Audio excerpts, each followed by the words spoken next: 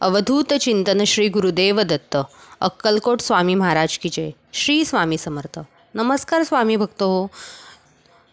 आज मी तुम्हाला या व्हिडिओमध्ये माहिती सांगणार आहे की स्वामींचे संकल्पयुक्त 11 गुरुवारचे व्रत अगदी सोप्या पद्धतीने कसे करायचे. पण त्याआधी तुम्ही जर का आपल्या चॅनलवर नवीन असाल तर आपल्या चॅनलला प्लीज सबस्क्राईब करा आणि शेजारी असणारा बेल आयकॉन प्रेस करायला विसरू नका. श्री स्वामी समर्थ. तर आपल्याला काय करायचं आहे, महिन्याच्या पहिल्याच गुरुवारी आपल्या व्रताला सुरुवात करायची आहे. पहिल्या गुरुवारी संकल्प करून आपल्या व्रताची सुरुवात करायची आहे.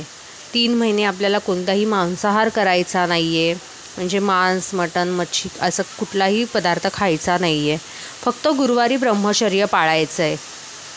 त्याचप्रमाणे श्री स्वामी समर्थ चरित्र सारामृत या ग्रंथातील 1 ते 21 अध्याय आपल्याला पूर्ण वाचायचे आहेत. 11 वेळा तारक मंत्राचा जप करायचा आहे किंवा पठण करायचं आहे.